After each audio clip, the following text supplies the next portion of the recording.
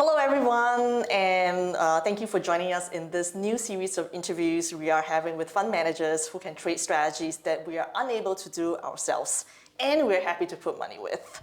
This is a pretty high bar because we have a really good team managing our flagship fund, and also because I've seen hundreds, if not thousands, of hedge funds as an allocator over the past 20 years. So today I'm really happy to be speaking with Tor Svelland, founder and CEO of Svelland Capital, coming all the way from Norway, which is now also 40 degrees Celsius colder than Singapore. That's why we're wearing this jacket and pretending we're in Norway. but thanks so much for coming here. And I heard Oslo had a record amount of snow. Yeah. So thank you so much for having me. It's a pleasure to be in Singapore, and I'm really enjoying the 30 degrees. In Norway, it's -10. We have even been down to -25. And -25 in Oslo means -35 in the mountains. So it's really cold, and we have never had as much snow in the city of Oslo ever. So it's an exciting time. Wow. Do you want to talk about a little bit about the fund? As your name suggests, you might be a Viking, I don't know. No, so I've been in the commodity business for more than 30 years, both on the shipping, commodity, and equity. I'm really enjoying these markets, and I decided to found Svelland Capital, which is a hedge fund based in London. It's been 7 years ago, been up and running for more than 6.5 years. We had fairly good return, 22%. And the core themes is to understand the difference and connecting the dots between freight market, commodity futures, and the equity market. Yeah, so that's where it gets interesting. I've seen a lot of energy funds, commodities funds, but your fund strategy is based on having a really good understanding of the freight markets, which you had a lot of experience earlier in your career working at shipping companies. Can you explain a little bit more about why it's good to have this, or I think for your fund's case, it's essential to have a really good understanding of the connection between physical commodity and freight markets. Because there are plenty of energy traders who are paper trading. They've never seen a barrel of oil, or much less a ship. No, I think what you are raising is very important and also an interesting thing. So when you're just paper trader, you will always be missing that link. So I started my career in the physical market, both on the dry cargo and the tankers, and I've always been doing both sides, so the metals and the oil and shipping. So when we are trading now, I think the strength of the fund is that we have several people with physical background, but we are trading the paper side and the equity side. It's a lot of information in the shipping space. I think in many cases, the market is not really understanding how important the freight is and how it tells us what's actually going on. We can talk about countries will be exporting whatever, oil or coal or iron or bauxite, whatever it will be. But it's when the shipment's actually happening and is arriving at the destination, that's when a deal is actually happening. And the freight market never lies. It always tells us the truth if there's some more cargoes or it's less cargoes. So it's a very good indicator. But isn't information very free-flowing now? The prices should be reflective of all the elements in the markets. But you're saying that there's still this disconnect where what you see there might not be showing the full picture. Yeah, because in order to understand the physical market, you need to have worked in that market. And then you have to be able to read the physical reports. And it's a lot of code words. So if you don't really understand it, then you will struggle. Then the language between the dry cargo to tankers, to LPG, to LNG, containers, and car carriers is kind of different. So shipping is not shipping. No, I think that if you are on Bloomberg TV or on CNBC, fantastic shows. But I would say 80 to 90% of the case, they always talk about containers. But for me, as a more specialist and niche hedge fund, for us, all these markets are different markets. Right, and since you mentioned Bloomberg TV, I know you went on Bloomberg TV last night to talk about the impact of the Houthi militants attacking ships. in the Red Sea. The situation has persisted, and it might have even become a little bit worse based on the discussions that we just had. And many shipping companies now have to reroute their vessels. There was a period of time when we thought that some vessels might be able to pass through, if they're not connected to certain regimes, but it clearly hasn't turned out that way. So I'm still going to ask you to comment on pretty much the same topic, given that it has continued to be an issue, especially it's an element that clearly impacts what your fund is doing, and actually might be pretty good for your fund, given the increased volatility that has caused. Yeah. So if you just first of all compare what the Houthis are doing and what kind of how they are actually attacking the vessels, this is very different to what the other pirates used to do on West Africa and East Africa a few years back. That was more pirates coming in a boat with the machine guns and trying to board a vessel. EU and the international community kind of cleaned up that issue. Okay. What's going on now is different, because this is in a fairly narrow into the Red Sea. You don't know where the Houthis are actually sitting, where they're located, and they can attack ships. And the thing is that the ship in itself, it's like if you hit a ship with containers, the damage will probably be less. But if you hit a ship with oil on board, yes, or both crude and diesel and jet fuel, etc., or it's a gas ship, the consequences, the explosion, the seriousness is probably a little bit higher. We will always keep in mind is people on board, is crew members, and they have to make sure that they're feeling safe. So when this escalation has now happened, in the beginning we thought this will, stop. This is just, this is very much linked with the Houthis and the Israel-Hamas. Yes. And now it's just been escalating. And when UK, US, Bahrain, Australia, and a few other countries went together and went for that attack, this is now escalating.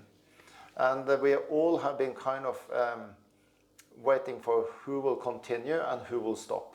And what we now see that Maersk, as the biggest, together with a few other companies on container side, they all have now stopped sailing through the Red Sea. Then we see the tankers have stopped. But now we see which is an indicator to the shipping market, that Qatari vessels with gas, which we thought will be protected, right, is also afraid to go through and now decided to go via South Africa. And just to putting in perspective, LNG vessel loading LNG cargo in Qatar, who's going to the Mediterranean, to let's say South Spain, that is going to Spain and back again, is twice the days. Great. So it's increasing the cost incredible. So it's very serious what's happening, and some shipping companies will benefit from this, and some will actually have higher cost. So it's quite blur if you're a little bit outside the shipping space and commodity space, what really goes on. But this has kind of never happened in my 30 years. Wow. On top of this, we also have a situation in the Panama Canal, which due to the dry weather, has also a limited number of ships going through.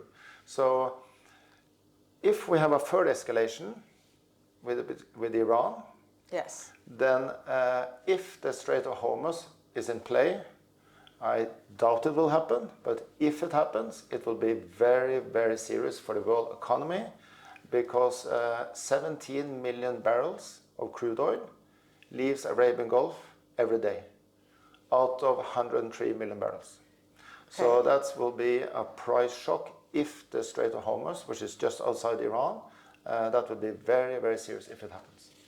Wow, so that's something maybe that keeps you up and then you're monitoring what's happening, because, well, the energy market was down substantially in 2023, and yet your fund still managed to double-digit return. So maybe the price per oil per se is not what's, something that you're monitoring super close. I mean, it obviously matters to you, but what keeps you up at night? Besides all the problems that you have just talked about. There's a lot of things. As if there's not enough. No, so I think that the problems we have in Red Sea now is difficult to trade. We are trading it and we're doing okay, but we can also have a situation that this is over. I don't think so, but it could happen. The oil market is calm because of the increased shale production and US export. Combined with that, Russia, we all expected Russia to have decline export and decline in production because of the sanction. That's right. And the situation with Russia. But that has not happened. Both US and Russia has increased production during 2023. Hence the reason why the oil market is not as tight. And that's the main reason for the price to be where it is around today, $78. But if Iran gets really involved in this, I would expect oil market to trade at least up to 90. Okay, well, and you mentioned the US, and clearly that's a market that drives a lot of prices. And so what do you think of the geopolitical situation in the US potentially affecting your strategy? Like Trump becoming president again. So Biden will do whatever he can to be friendly to the oil market, meaning that he will do what he can to keep the pump prices low. So he needs the prices to be low on crude. If you just take Russia as an example, if you go back before the price cap, which not really worked, Schlumberger and a few other oil service companies were supposed to leave Russia, but they're still there. And that's the only because they have the blessing from Biden. Right. So Biden, into the election, will do whatever he can to keep the oil price low.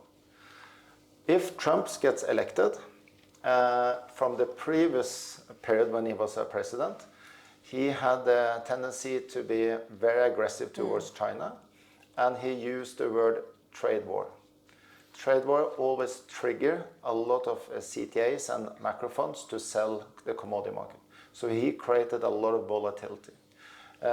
Remember one thing, Trump went to election to fix the trade balance between US and China. What did he do? He actually went to a trade war with his biggest buyer, which is China. So US is a big exporter of crude oil, other oil products, LNG, LPG, and coal. And who's the biggest buyer? It's China.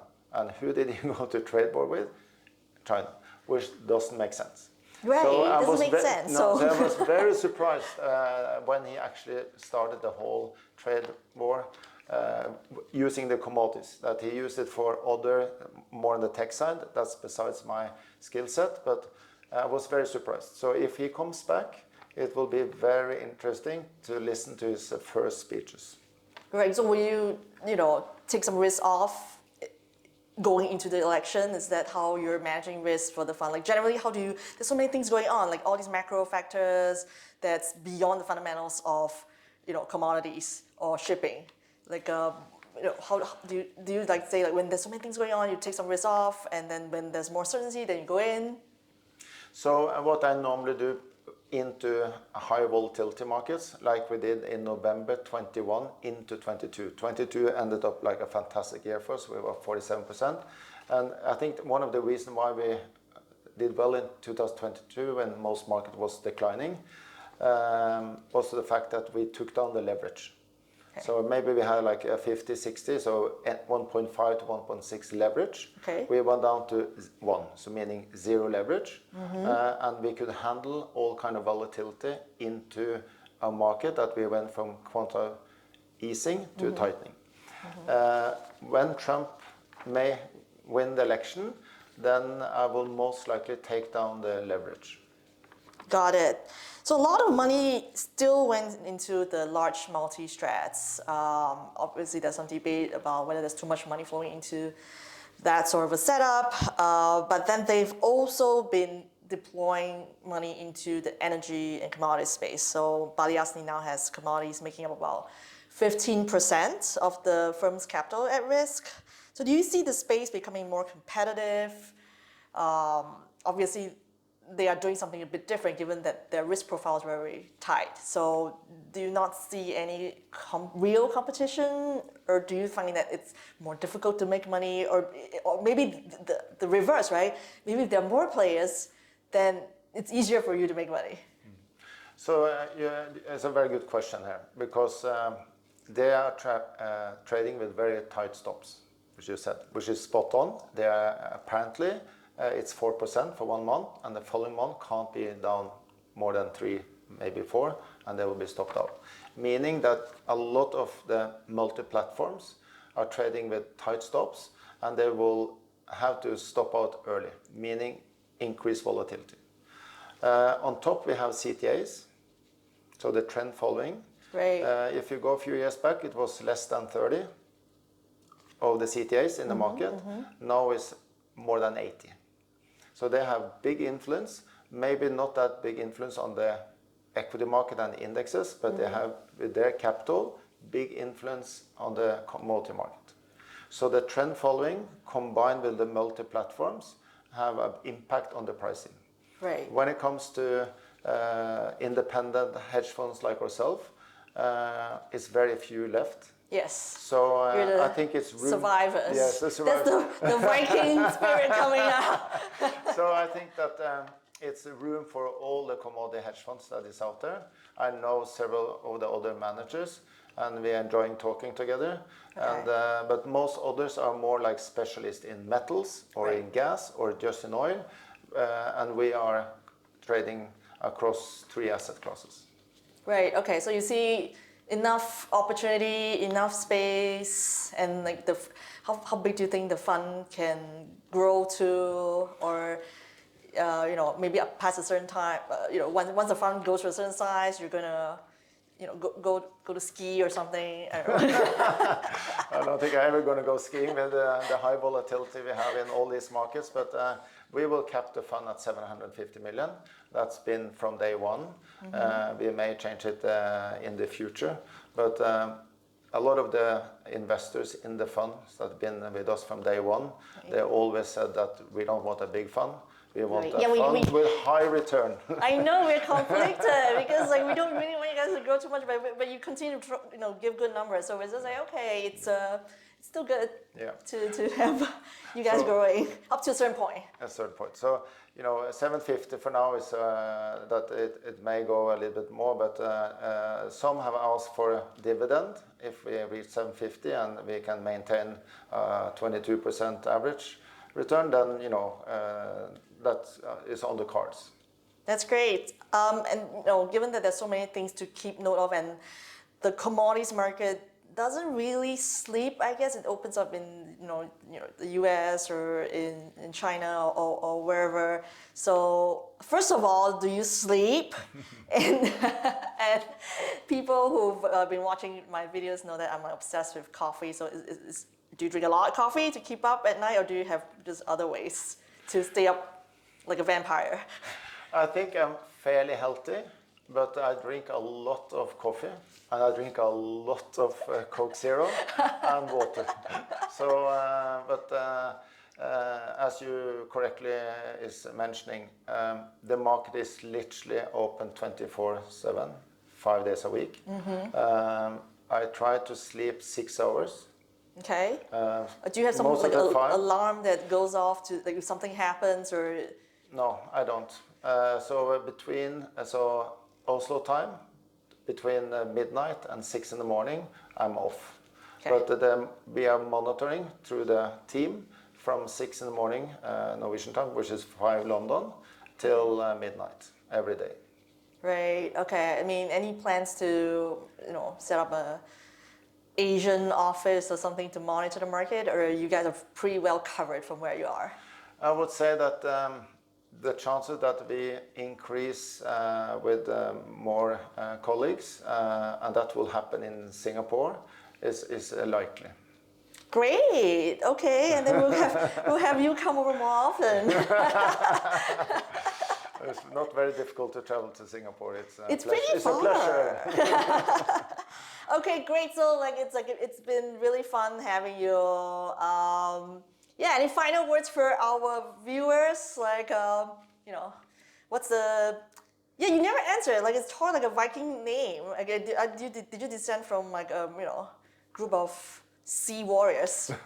No, so my name Tor is like if you put a H in there, is Thor. Yep, I know, and with then the hammer. Thor with a hammer. Yeah. So that's probably where I'm coming from. So if I'm not happy with the market, I use the hammer. Okay, great. So it's super nice to have you. Yeah, and we're gonna head over to dinner now. So thanks everybody for having us. Thank you so much for inviting me. Thank you so much. Thank you.